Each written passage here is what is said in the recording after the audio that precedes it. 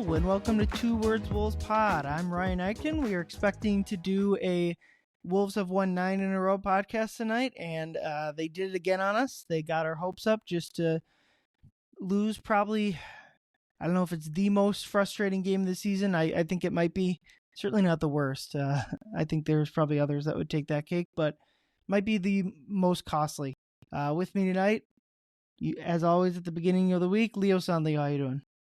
You know, Ryan, I had this great monologue I was going to get into about, let's enjoy how great things are right now. And let's not lose sight of like, hey, we love basketball. We love watching this. And let's like savor these moments. Let's not forget about the times that they're looking good and we're on top of the world. And it's like, yo, no one's hotter than the Timberwolves right now. You can say what you want about the standings, about the bad losses, but things are great. But this game really put all that into the shitter, and it sucks because it was a very winnable game. We're going to get into that.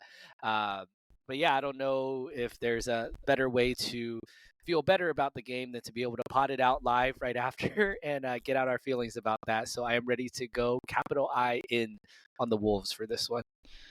Yeah, it's a frustrating one. We haven't had too many of these record the night after a game. Of course, they push it to overtime and a long overtime with extra reviews on us. So it'll be an interesting one tonight. Of course, they give us just the weirdest game of the year or the whatever. We'll get into it. Yeah, first question, Howl or foul? Could that loss cost them the 6th seed? And I don't know how you answer that anything other than how. Of course it can. Will it? I guess time will tell. They're going to be either a single loss behind Golden State or possibly 2, depending on the outcome of Denver Golden State, which is happening as we're recording. We're getting down to like Golden State has to lose that game tonight. I think they're currently down 10 at halftime or something. Yeah, they're running out of runway to lose more games. I've been kind of thinking about the number to pass Golden State might be 49, 50 wins. And with their 30th loss to get to 50, they can only lose 2 more games. So this one is costly. They should have locked this one up in the first half. And that, to me, is my biggest takeaway from the entire game is that first half is just kind of an abomination. That's just like unacceptable at this point in the season. And it's so much of what's happened during that, what was now an 8-game win streak that ended tonight, was such like a shaking off of every bad thing that they were doing earlier in the year. Almost like just every single crap narrative that they had in the first half, they shook off. And they were setting themselves up beautifully to get top 6 seed, and that's still available to them. Their margin of error is slim to none now. And they come out in that first half, and they just clearly, and Finch said it after the game, they didn't have the right effort. And it's just, that is just, I promise listeners, next season when they don't have the effort issues, because they won't, because it's just how it works, I will not, I don't bring up effort. Because my thing is, effort, quote unquote, effort always looks bad when you lose. But the coach is bringing it up. If Finch is going to bring it up, then it's obviously what's happening. That's, I thought, exactly what happened in the first half. Indiana outworked them. Just totally they were pushing the ball, getting rebounds, just everything they wanted to do, they were getting to. And the Wolves are down 14 at halftime. And that's right there.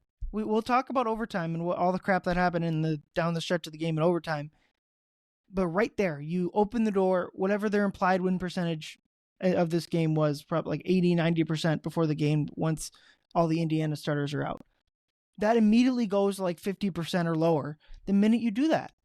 And the second half they've had so many of these games. Finch, I keep quoting the same thing. Get down, claw back, run out of energy, can't close. Now, I'm not sure they ran out of energy necessarily, but they ended up losing. And it's just like they're up 14 and they immediately storm back in the third quarter. I think we all expected that to happen, right?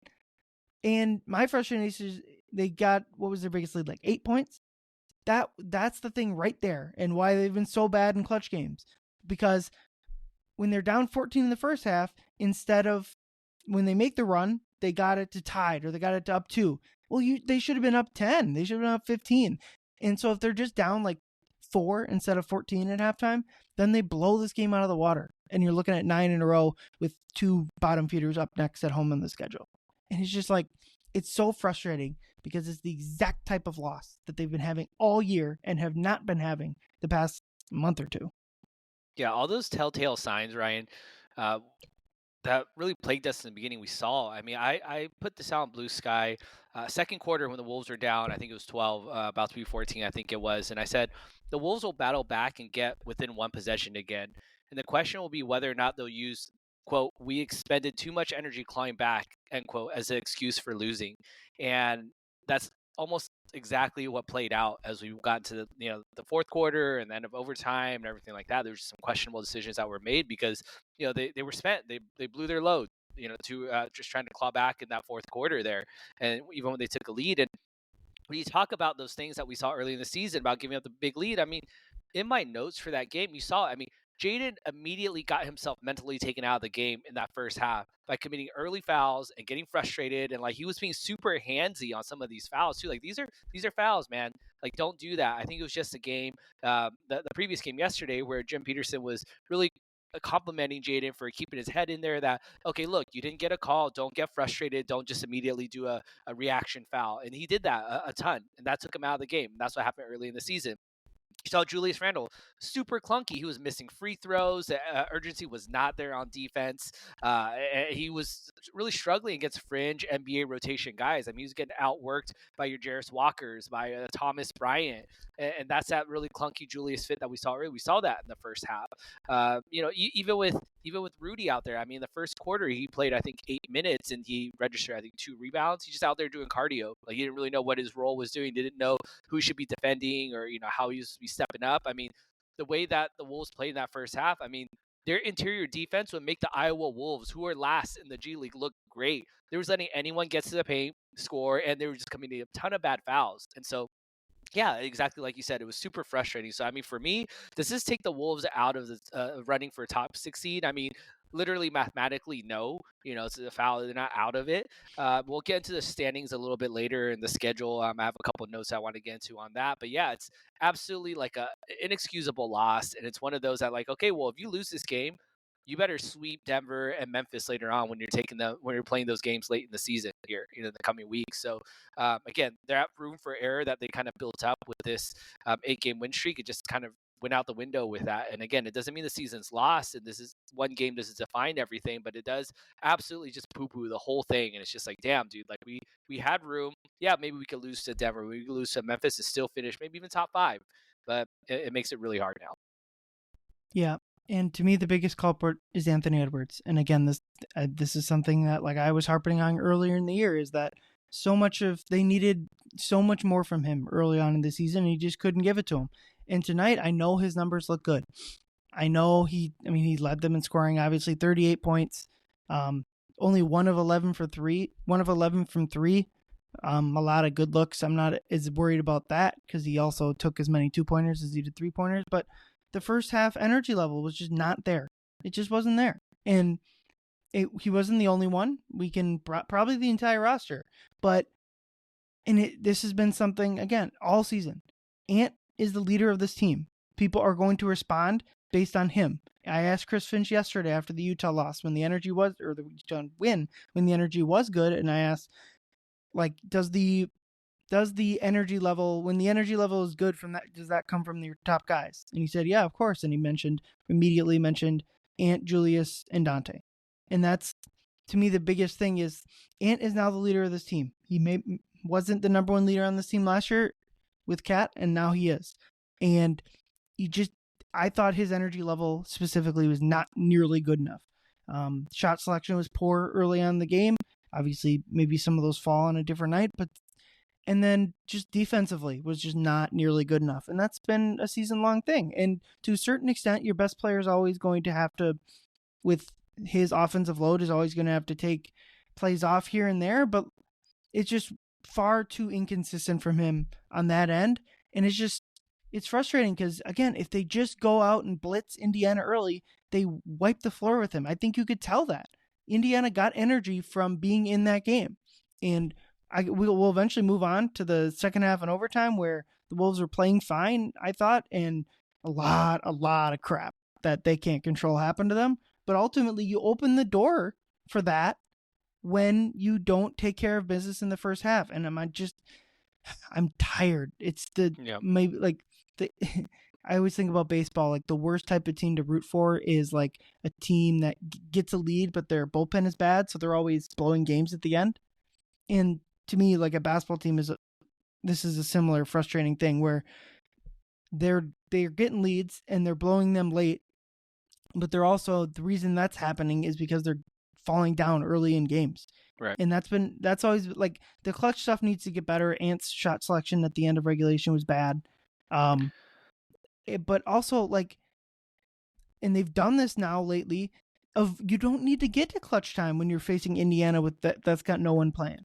And like that's good teams, as much as good teams win in clutch time, I would say what they do more is they avoid clutch time. They take a 5-point lead down the stretch and pump it up to 10, 12 before they really have to get tight. And the Wolves just all year have not done that. And like tonight's a perfect example. They go up 8 and immediately give up a couple threes. Some of them maybe were crazy shots, but like Indiana was just pushing the ball off of makes and they were getting wide open stuff. Yeah. It's so frustrating when energy or focus or that type of stuff is what's causing this. Because to me, that the Wolves are it's so rarely like the opponent. The Wolves are clearly and it's the reason like I am high on them going into the potential playoffs. But the Wolves are their biggest enemy. If they can get out of their own way, they got a very high ceiling. But they just haven't done it. They haven't gotten out of their own way the entire year. Yeah, I mean, this one does kind of go back to Ant as well, too. I mean, again, there's plenty of people, again, it's not ever just only on one guy, but yeah, you have to go back to the leader of it. And you look at Ant, I mean, what kind of I highlighted in my notes here, and you look at the stats from it quarter by quarter. In that third quarter, after Rudy got ejected with that whole little scuffle with Andrew Nembhard, the Wolves climbed back because Ant went into a smart takeover mode. Like he went to smart, confident takeover mode where he was attacking the paint relentlessly. They were going to him at a mid-high post, and he was backing down, drawing fouls, making plays. I mean, he scored 15 points playing that entire third quarter. He went 4 or 5 from the field, 6 of 6 from the free throw line. He hit 1 of 2 threes, which is great. Like that's literally how we crawled back into that game after that. In the fourth quarter, the Wolves stretched that lead out to about 6 points there, 6 or 7 points. And then Ant checked back in the game, and they immediately gave that up. He went 1 of 6 in the fourth quarter. He was 0 for 4 from 3. 0 for 4 from 3 for 6 points. And again, I think that the problem with Ant, and I'm going to quote a line from those of you listeners who watch The Office. There's at one point where Michael Scott leaves Dunder Mifflin. He starts his own paper company. He's recruiting a sales team. And at one point, he goes and gets this guy that he worked a telemarketing team with called Vikram. And at one point, Pam's talking to this guy about Michael Scott. And then the guy goes like, oh, wow, he seems really confident. And he says, confidence, it's the food of the wise man, but the liquor of the fool. And I think that's something that we really resonate with Ant, because the way that he goes, he's looking so much to get his moment. I think he knows how bad the crunch time numbers are for him, that he doesn't have like a game-winning 3, or he doesn't have, that signature game-winning shot at the buzzer, and he's looking for it. We saw at the end of the fourth, we saw an overtime where it's like, okay, well, just slow it down, dude. Like, you're getting everything you want in the lane. You were drawing fouls, even in overtime. You were helping getting a lead because you were taking smart shots. Instead, you jack up this bad 3. And so, because again, it's that confidence that he's, we love it when he has it, but then we hate it when it's these moments. So I understand it's hard to have it both ways, but he has to be smarter. And if he doesn't, then this is the result we get. We're over here thinking like, okay, man, like, why are we doing this again? It's because quite frankly, he's not learning in those moments. And he's 23 years old. It doesn't mean that everything's out on him. But I mean, if he wants to prove that, he's ready to lead this team and get to his goal, which is to win in the playoffs, he needs to be better, because absolutely, there's going to be more clutch time games in the playoffs whenever we get there, no matter what seed we are in the play-in, that he has to be better. And I fully believe Ant will fix all of like this type of stuff that's plagued him, because he always does. But like they need it. This version of this team needs it like right now. They need it. They need him to kind of get through. Like 1 of 11 3-pointers, 19 of 20 free throws. That's just, and so for him to have to settle for a fadeaway at the end of regulation, that's frustrating. There was a shot in the fourth quarter, like you could see him. I think he had Jarris Walker. It was late in the fourth quarter. I think the Wolves had a lead, and you hear Jim Peterson literally on the call go like, "Don't settle." he says, "Don't settle," and then Ant settles and shoots a three, and we miss, and it ends up keying, I think, another bucket on the other end for Indiana. So, Yep, it's a frustrating one, and so my biggest takeaway is the first half, because none of everything that happened on the stretch of the game would have meant anything if they were just tied at halftime or down 5 or 6 or 7, which they should have been if they took the game seriously, which is just all we've been asking for them to do. And what's frustrating is they've done that. They went out. I thought like the Utah start was, especially from Ant, was especially promising because he just went out there, was a scorer, and did everything you needed him to do. And then just the exact opposite today, which is just it's frustrating. But we can move on to kind of the second half of the game. Rudy Gobert gets ejected. I thought that was insane. I don't think that was anywhere close to a flagrant 2-level foul.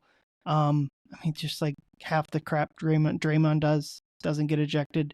I don't understand why like we're ejecting players for that. That's a flagrant one to me, especially given like the cheap shot Mike got literally earlier in that play. I guess we'll turn it into a howler foul. The ejection on Rudy was fair. yeah, I'm gonna say foul on that as well too, because I mean, yeah, I mean he kind of like trucked him a little bit after that, but again, it was like he didn't like knock him down. There was no follow through, and where he's just like, okay, well, I'm gonna go ahead and I see a smaller guy and he's up in there, I'm gonna take him out. I was like, no, he just literally ran him off his route and gave him a shoulder. I mean, that happens all the time in all the games, and just because it was a reaction, essentially to Mike getting hit earlier, that they tossed him for that.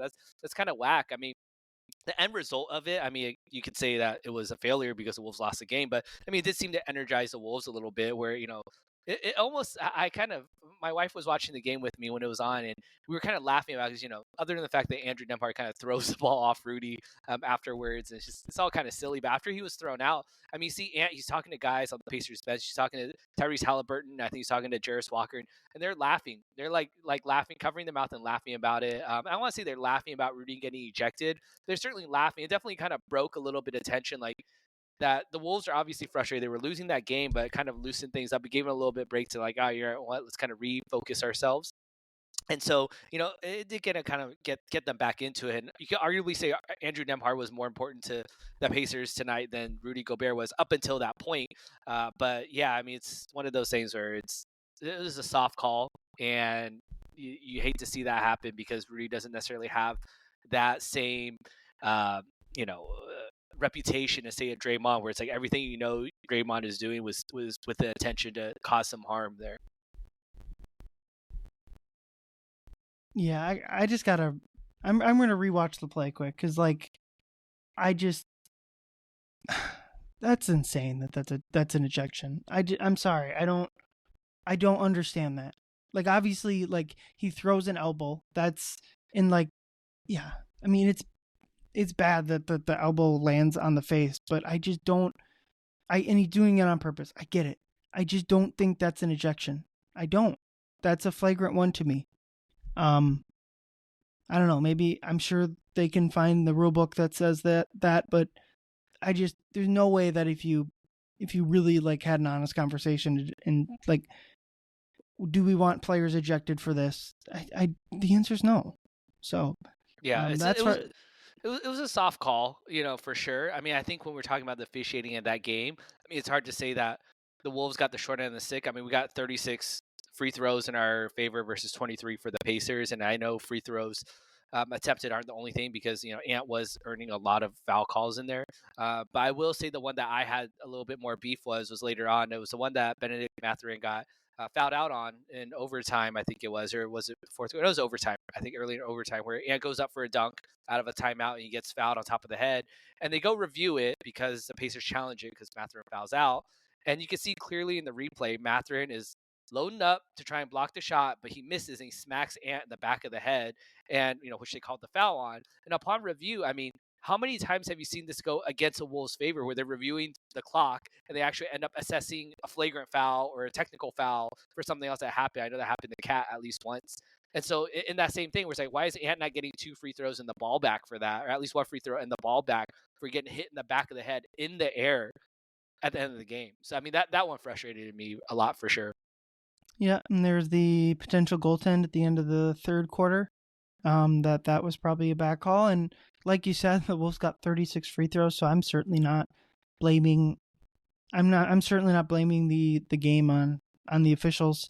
And like I already said, like the first half for me is the biggest thing as to why the Wolves lost. But those are a couple things we've outlined that. I mean, here I can say this: like, I don't think the refs did a good job controlling the game. I again don't think it affected the outcome necessarily, but like, I don't know. It's kind of an endless frustration for some of these games that they don't get officiated consistently, and it's honestly not worth discussing because you'd rather just discuss the basketball of it all. But yeah, not exactly great. But yeah, I mean, one play that I thought was especially bad was at the end of regulation. I thought the defense by Jaden McDaniels was really, really bad. And he's been amazing for the Wolves the past month or so. But like they basically end up with so they're up 2, they need a stop and they win the game. And TJ McConnell drives right past them for a layup. Why are you guarding TJ McConnell like up by the 3-point line? He's not gonna shoot. If TJ McConnell pulls up and hits a 3 interface to win the game, congratulations. But that's just not gonna happen. And I was just like watching it back a couple times over, like I was just like, that was not good positioning right there. Like for TJ McConnell of all people to go right by you to the rim is just that's frustrating. And then like go thinking about overtime, the Wolves win that thing 95% of the time. The shooting display from Indiana was insane. Now the Wolves banked in a 3-2. Both teams did. So there's that. But I mean, the game winner from Obi Toppin is just insane. Obi Toppin, I feel like big power forwards always that are like streaky shooters, like Obi Toppin, like Julius Randle, Kyle Kuzma. These are the type of players that always seem to have good games against the Wolves. And like Obi Toppin killed them. And I think if you replay that game over, he misses like half those threes and the Wolves win easily. But again, goes back to the first half. You gave them an opportunity to hit a bunch of crazy shots. One stat, Obi Toppin's game was the number 6 clutch performance in the play-by-play era of the NBA. This is from InPredict on Blue Sky. So since 1996, that was the 6th best clutch performance out of every game in NBA history. Well, and what's that calculating is basically all the shots he hit, and putting like adding up the win percentage change that those shots made. So like the top one was Kobe Bryant, Portland, LA. Is this his 83-point game? Let me check. No, I think that's the playoffs. I think against the Blazers. I remember. Yeah, his 81-point game was against the Raptors. Toronto. That's right. Yeah, it is different red team. The playoffs. So the top, the people above Obi Toppin in this game: Kobe Bryant in 2007, C.J. McCollum in 2017, LeBron in 2007, Terry Rozier in 2021. Nice. Interesting. And Travis Outlaw in 2007. So 2007 had 3 of the top 5, which is kind of insane. And then you got Obi Toppin, Wolves legend Andre Miller for Portland. Yeah. So again, there is, other than like the first half of this game, I like them losing that game once they're down 14 bothers me not at all. Like from a projecting forward standpoint, I don't think any of that matters. I thought they played fine. Indiana hit a bunch of shots. The late game clutch stuff, it is what it is at this point. We know so my biggest thing is avoiding clutch time, which they just refuse to do. And Indiana had hit crazy shots. That part of it just doesn't bother me at all.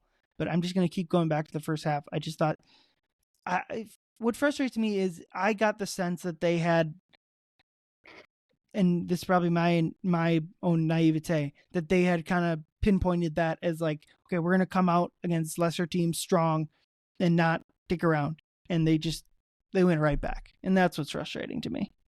Yeah, there's a lot to unpack from this game. But yeah, that certainly is probably at the top of the list. But when you kind of look at the lineup that was out there, I mean, Finch went with, you could say, a 7-man lineup essentially. I mean, Rudy got tossed, and they just went with Nas, Dante, and Na off the bench there. And Jalen Clark played 9 minutes. And I'm not saying that I'm not one of those, naive, like, all right, okay, well, Jalen Clark's going to solve all of our problems. But the way the Wolves needed defense tonight, I think he should have played a little bit more out there.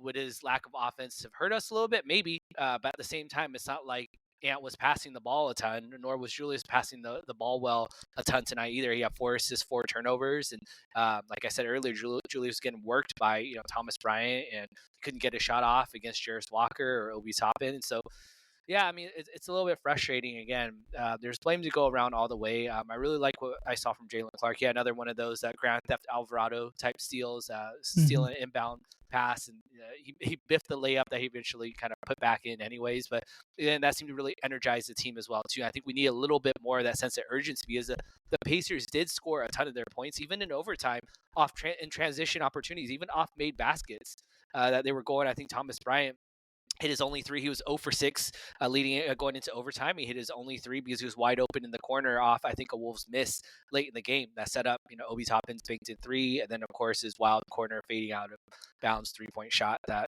was relatively well defended. I think Nickeil Alexander-Walker fell asleep for just like not even a half second, like a third of a second, but he got back in time to contest it without fouling, forced him into shooting one, literally falling down out of bounds, and he swished it. So you got, tip your hat to him. I mean, Obi had a great game. It's hard to get mad about it, but it is something where, the Wolves just really did not take care of business on the other end of the court, where, our final play drawn up.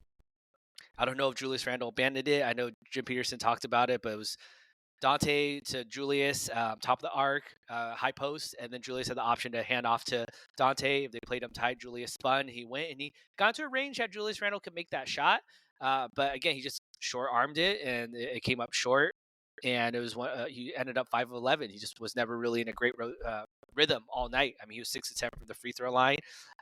You would love to see Anthony Edwards take that type of same aggression at the end of the quarter, as opposed to trying to go for that same left wing step back 3 that he's tried to shoot over and over and over again. So that's disappointing, because you would like to see a little bit more like, dude, just attack the rim. You have 20 free throw attempts. They cannot guard you in there. But instead, he just opts for that jumper. I think his last shot of the game was a pull-up 3-pointer that he missed pretty badly with no one out there to rebound the ball, and that was the last we heard from him. Yep. The shot at the end of regulation is just that's the shot they get every single time.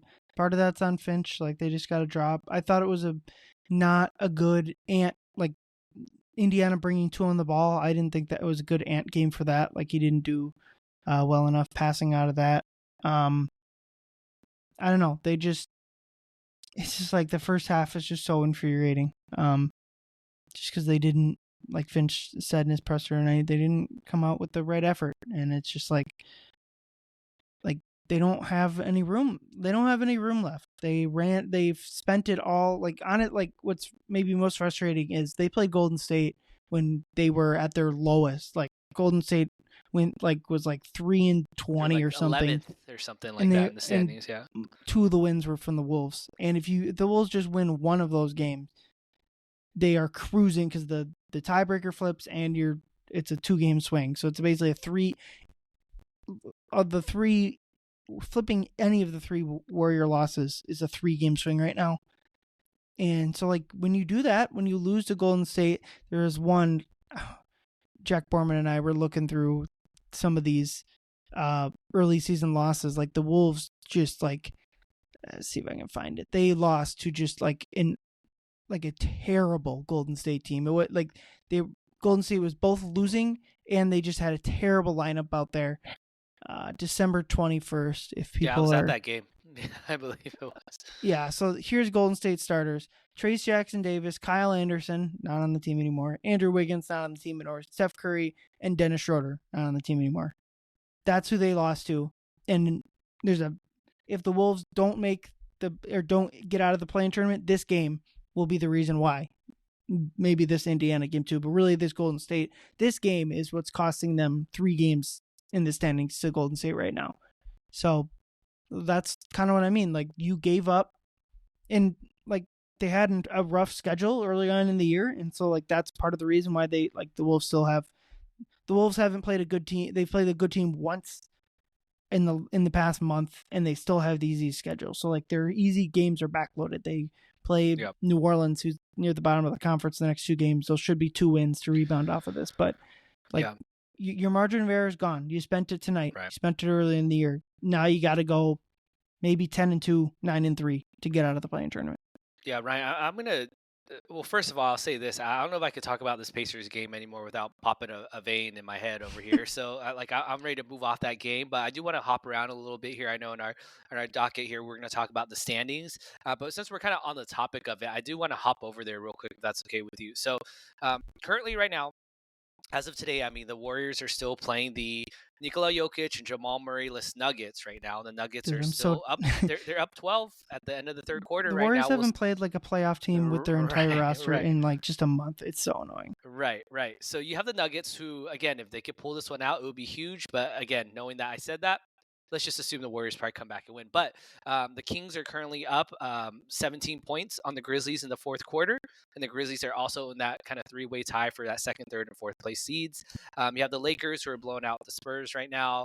You have the Rockets who miraculously came back against the 76ers in overtime. So the Rockets pick up a win there. But when I look about like the room, when we look at the room for margin or room for error or margin of elbow room they have to still try and make it out of the play-in, it's gonna be who's gonna blink last. And so I went through and I just manually put up like, okay, how many games between these teams seated number 2 all the way down to number 8, to us right here, or sorry, to the Clippers below us. How many times do they play each other left?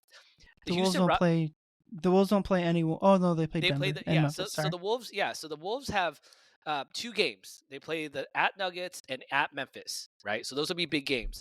Second after that is the Clippers, who are below us. They have 3 games. They play Memphis, Houston, and at Golden State. But they also have 2 games against Cleveland and 1 game against OKC. So incredibly tough schedule for them. But outside of that, all those other 5 teams above us play each other at least 5, 6, or 7 times. The Memphis Grizzlies play those teams 5 times, plus a game against OKC. The Lakers play against these same teams 5 more times, and they have 2 games against OKC on top of that. The Houston Rockets have 6 more games of that, including 1 to OKC, not including 1 to OKC. And then Denver Nuggets, including today's game, have 6 more games as well, too. So the reason I bring that up is that seeds number 2 through 6, I mean, we've talked about it for a while now. Like, man, we're on this 8-game win streak. We can't make up any ground.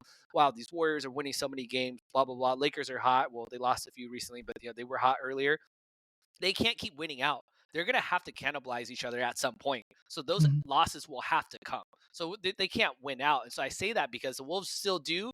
With all that said, even after today's like disastrous like loss that we have, we still have quite a bit of room. Now I don't say quite a bit. We still have a little bit of room left, but we have to win that Denver game. We have to win that Memphis game. And again, it's really going to be really, really, really, really tight. And that's why when you talk about not playing a strong opponent with the 2 Pelicans games coming up, you cannot get Zion Williamson 50-pieced again by Zion Williamson like he did, I think it was last season. Like he's literally him and Trey Murphy are the only real like starter caliber quality players still on that roster that's active. I mean, you can count CJ McCollum if you want, but I think he went 1 of 13 today as they lost to I forgot what team it was, but they got absolutely blown out today as well too. They lost to Detroit by 46 points. Right, by 46 to the Pistons, who admittedly are a good team, but that's also quote unquote fully healthy Pelicans. They're resting guys, so you have to win those games. There's no more of this, oh well, bad start, we'll try and like, who cares if we lose 1 of those 2 games? It's hard to win against a team 2 times in a row. Like, nah, you can't have that. You can't have that. So yeah, I mean, the standings, it's gonna be really interesting. A lot of changes gonna happen right now in these last couple weeks. Yep. My curiosity is, what do you think is the win number that the Wolves are going to have to win to get out of the play-in tournament? And mine would be 49. I think if they win 48, Golden State will also win 48, and the tiebreaker will kick them down in the play-in tournament. The only saving grace would be is if the Clippers also win 48, and the Wolves, I think, would be at the top of that 3-way tiebreaker. The 3-way tie thing, yeah. And maybe you get lucky and one of like the Lakers drops down. Is it worth going through a Wolves, Warriors, Lakers 3-way tiebreaker? You'd have to theoretically not get last. Yeah. I'm guessing. Let's see. We have the tiebreaker over the Lakers. I know that. I don't think so. I think so. They split the season series 2-2, and the Lakers right now have a better conference record. Which it would be up in the air because the Wolves are 5 back in the loss column and they're 5 back in the conference loss column. So it's totally up in the air because in theory, for the Wolves to catch the Lakers are going to have to lose a bunch of Western Conference games. Let's see. Lakers, how did they fare against Golden State? 1 win, 2 win. The Lakers have won all 3, and they play again in April. They play one more time. Yeah. So the Wolves would be in trouble. You'd root for the Lakers to win so that the Wolves would be ahead of Golden State. But that's all. Right. Although, are they the division leaders? The Lakers are. Yeah, they have a great so division that record. Throws a wrench into it because I believe they would sort out the division winner first, and then conference, and then conference, which would mean the Lakers would win the division, so the Wolves would be at the bottom of a Lakers Golden State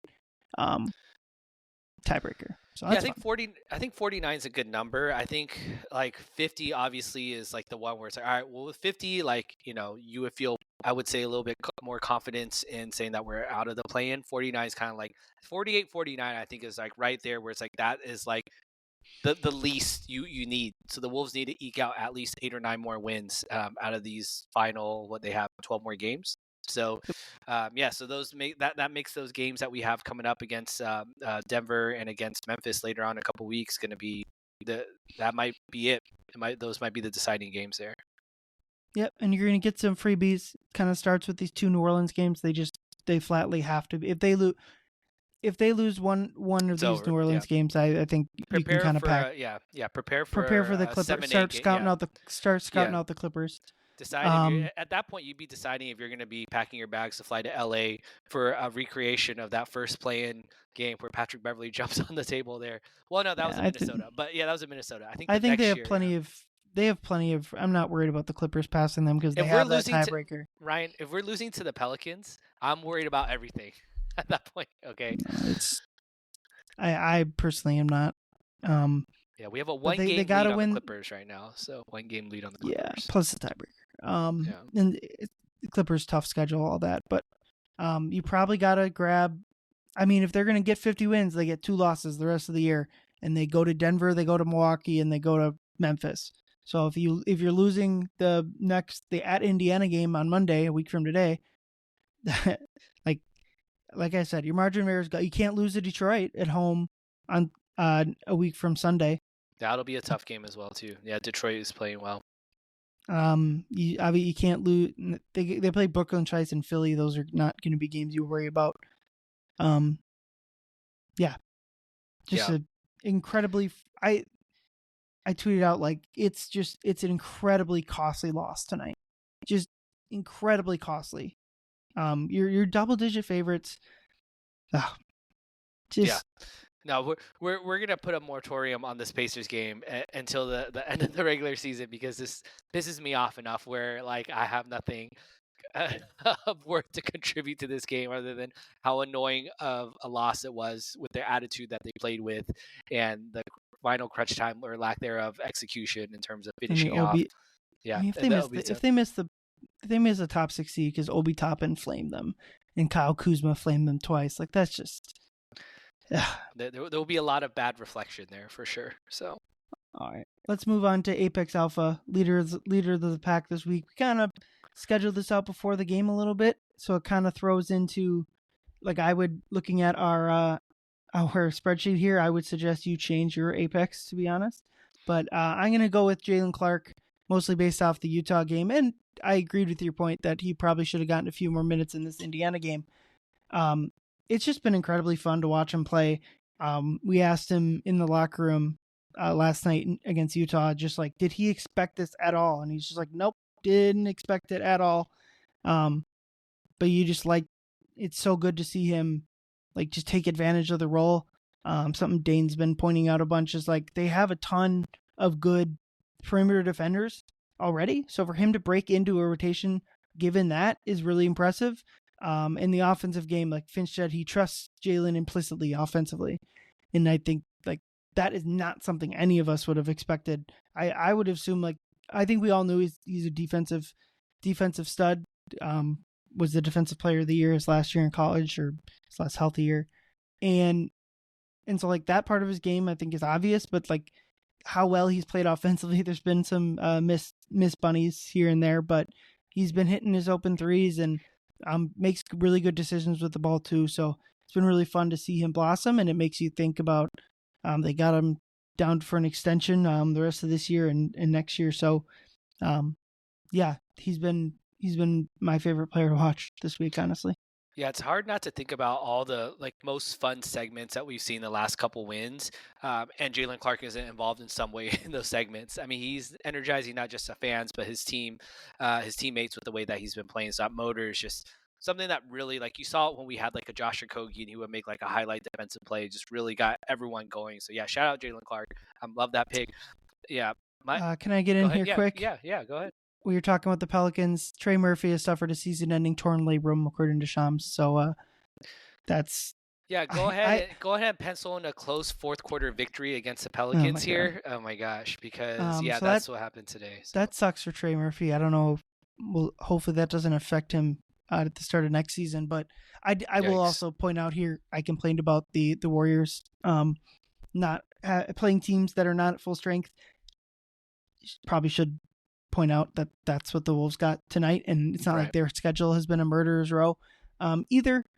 So probably should I did the minute I said that I was like, oh, okay, well the Wolves didn't take advantage of their weak opponent here, but yeah, so no Trey Murphy for these two New Orleans games. Yeah, I'm expecting a little bit of regression here too. I mean, like I said, CJ McCollum went 1 of 15. Jose Alvarado went 1 of 10. Jordan Hawkins went 2 of 11. There's going to be some bounce back for them. Again, I'm not saying they're going to win them the game, but in a bounce back from them should be losing by 10 instead of 30. Like right.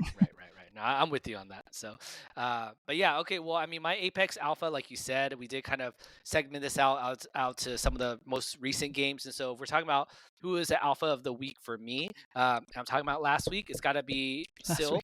Yeah, Anthony Edwards last week. He won Player of the Week, the Western Conference Player of the Week award. It was first one of the season, second of his career. And what I had listed here for him is that we hadn't seen Ant appear in either one of our Apex Alpha selections in a month and a half ago, since over a month and a half ago. And prior to this, I mean, he led the team in scoring. Even today, he led the team in scoring, and he was picking his spots very effectively. I mean, we saw that in the third quarter today against the Pacers. I mean, he was picking his spots very effectively until he didn't.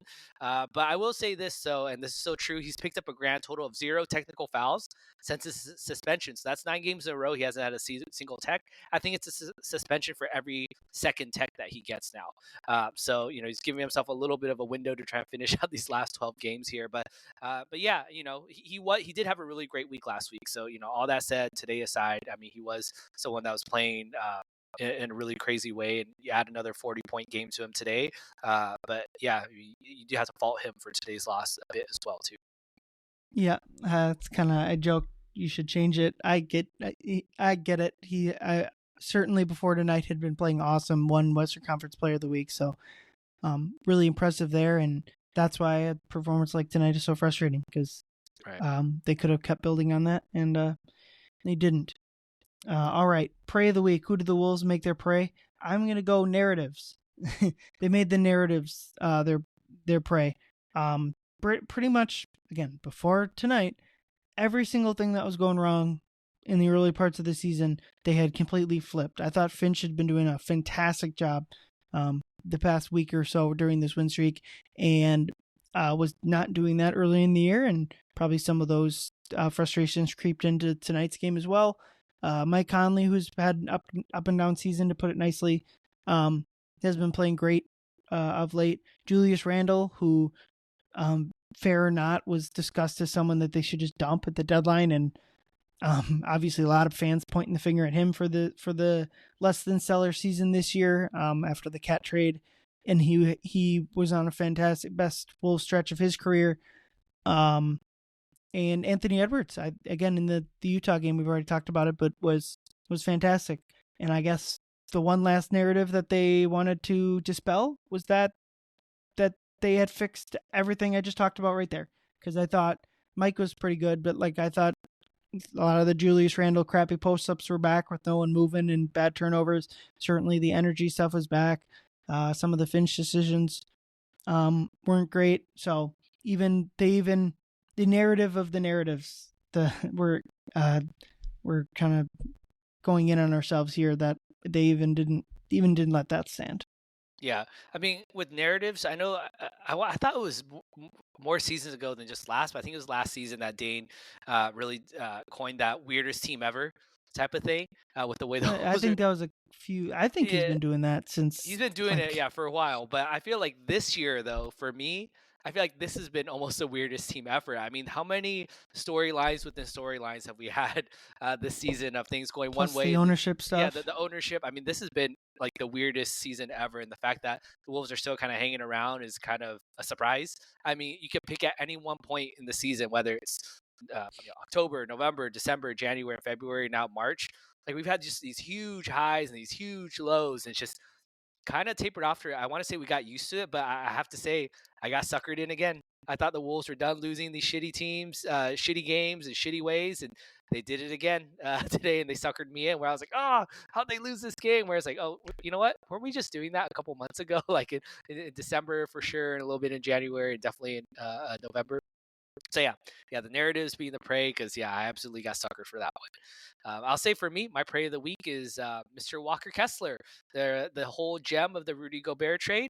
Walker Kessler was another headstone that was added to Ant's graveyard of victims.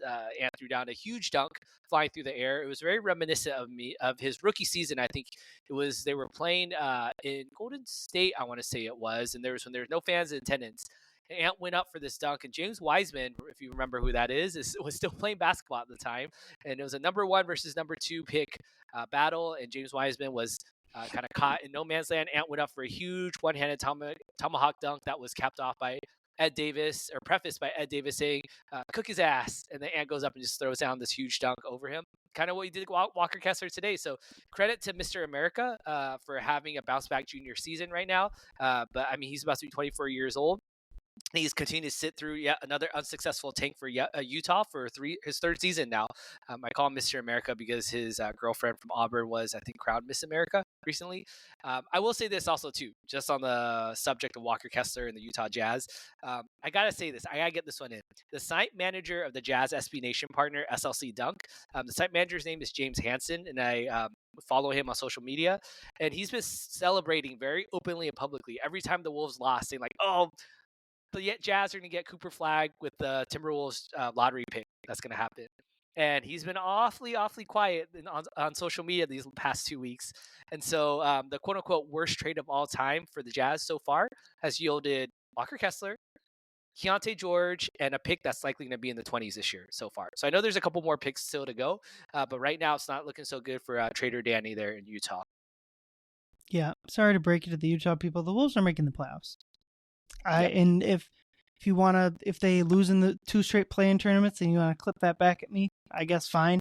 But even if they do, have fun with I think it's a half a percent chance of grabbing the. So I'm not worried about the picks right now. The San Antonio one they sent off for Dillingham is probably the only thing I'm worried about there, because in 2 years they'll be good again, and then they have the pick protected after that. So yeah, I'm not concerned with Utah people.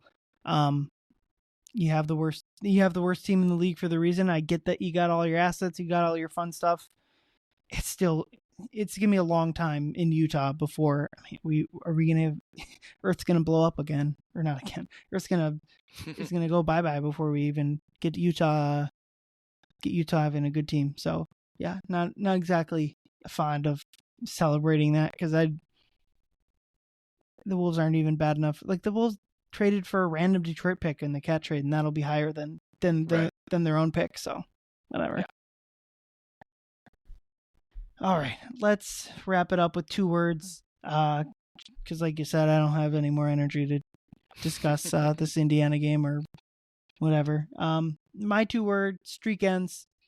You had a chance to push it up to 11, 12, set the franchise record. blew that tonight. But again, if you want to avoid the play-in tournament, got to start a new one. Probably got to win the next 5.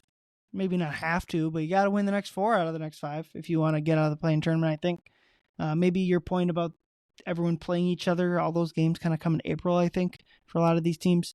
4 of the next 5 are gettable. Obviously, they go to Indiana. They also have big long off days before and after, so you can kind of push all your chips in to win that at Indiana game. They got to start a new streak, or at least 4 out of 5. Yeah, I agree with you on there. In a similar vein, my 2 words is shit happens. I mean, shit happens. This is one of those games where I'm talking more specifically about how the Pacers played today with Obi Toppin going off there. That's just one of those things where, there's going to be, as we like to say at Canis Hoopus, those MPEs, those medium player explosions that we got. And we got one hell of a medium player explosion. And so that happens. Nothing you can do about it, but you have to refocus. You can't dwell on that. The Wolves, I was awfully impressed with them after their emotional comeback against the Magic recently, even after they crushed the Jazz. Ant and Dante, when they were in the tunnel and, social media was asking, well, how do you feel about the win? They weren't overly enthusiastic. They were very locked in. Even Nikhil Alexander-Walker, they were like, hey, we're just focused on the next game. We're just trying to take it one game at a time. And, if that's the case, all right, well, that was one game at a time. On to the next one. Don't think about it. Get back to playing the way you're supposed to be playing. And as the wise Ricky Rubio once said, you can't get too high, can't get too low. So they can't get too low about this one. They got to bounce back. They still have time. Season's not over yet. Yep, exactly. But the hard work again starts on Wednesday for the team, taking on New Orleans again with maybe Zion plays, maybe New Orleans kind of packs everything in. Who knows? But got to beat up New Orleans team the next 2 games. Got to be 2-0. So we'll see if they can do it. Thanks for listening, everyone. Be back later to discuss the New Orleans games. Thanks for listening. Drive safe. Go Wolves. Hey, you.